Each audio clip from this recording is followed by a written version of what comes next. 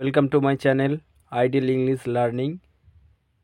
প্রিয় ছাত্রছাত্রীরা, আজকে আমি নিয়ে চলে এসেছি তোমাদের কাছে আরও একটি নতুন ভিডিও। এই ভিডিওতে আমি তোমাদেরকে the old farmer and his সন একটি স্টোরি রাইটিং তোমাদেরকে আমি মানে সমেত পড়ে শোনাবো।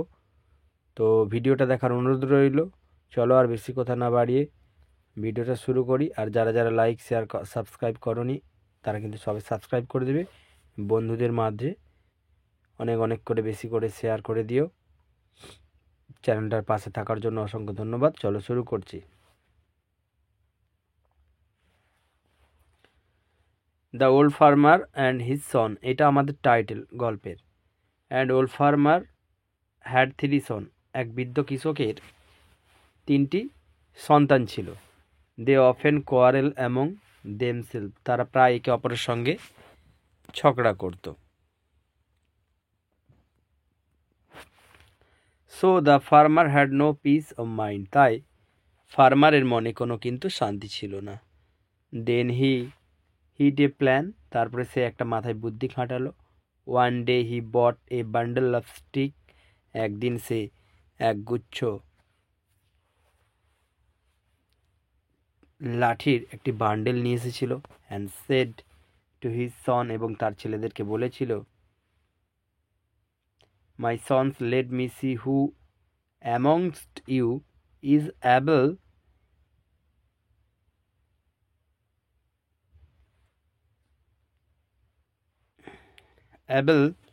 Two break this bundle. চলো আমার প্রিয় সন্তানরা, দেখা যাক তোমাদের মধ্যে এই বান্ডিলটাকে কে ভাঙতে পারে, এই লাঠির বান্ডিলটাকে। দেন দ্য ফার্মার আনটাই এক মিনিট। দে অল ট্রাই হার্ড, তারা সবাই চেষ্টা করেছিল। Nobody could break it, কিন্তু কেউ এটা ভাঙতে পারলো না। Then the farmer untie the bundle and আক্স them against to break the stick, তারপরে ফার্মার কি করলো না, ওই বান্ডেলটাকে খুলে ফেললো এবং এক করে লাঠিগুলো ভাঙতে বললো তাদেরকে। Now they broke the stick separately, এখন তারা সেটাকে খুব সুন্দরভাবে ভেঙে ফেললো। The farmer then smile to his son, তারপরে কৃষক তার ছেলেদের দিকে এখন তাকিয়ে হাসলেন এবং বললেন,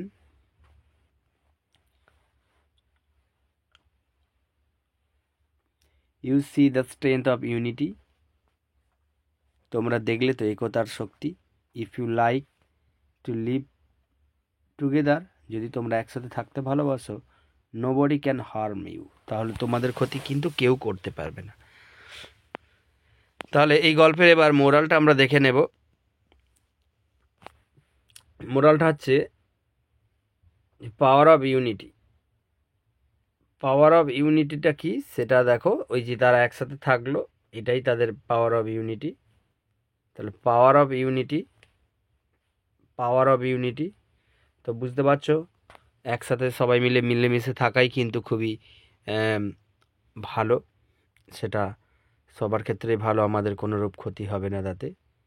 তো এই ভিডিওটা কিন্তু the farmer and his sons, এটা সব ধরনের ক্লাসের জন্যই কিন্তু মানে ছোটদের জন্য স্পেশালি ক্লাস, কোন কোন ক্লাসের জন্য বেশি ইম্পর্টেন্ট তোমরা লিখতে পারবে আমি বলে দিচ্ছি। দেখো, এটা 6-এর জন্য, ক্লাস 7-এর জন্য, 8ও লিখতে পারবে। তো বড় ক্লাসদের জন্য যারা খুব বেশি মুখস্থ করতে অসুবিধা হয়, তো সেক্ষেত্রে তোমরা কিন্তু 9 অথবা 10 এরাও কিন্তু এটা লিখতে পারো। তবে 9-10-এর ক্ষেত্রে একটু বেশি বড় করে লিখলে ভালো হয়। তো তাহলে আমরা এই স্টোরি রাইটিংয়ের ক্লাসে, তাহলে আমরা আজকের এই স্টোরি রাইটিংয়ের ক্লাসে শিখলাম কি, দেখো এই স্টোরি রাইটিং, এটা একটা এই স্টোরি রাইটিংয়ের ক্লাসে আমরা একদম 5 থেকে 10 পর্যন্ত সকলের জন্য খুব ইম্পর্টেন্ট একটা স্টোরি রাইটিং পড়ে শোনালাম মানে সমেত।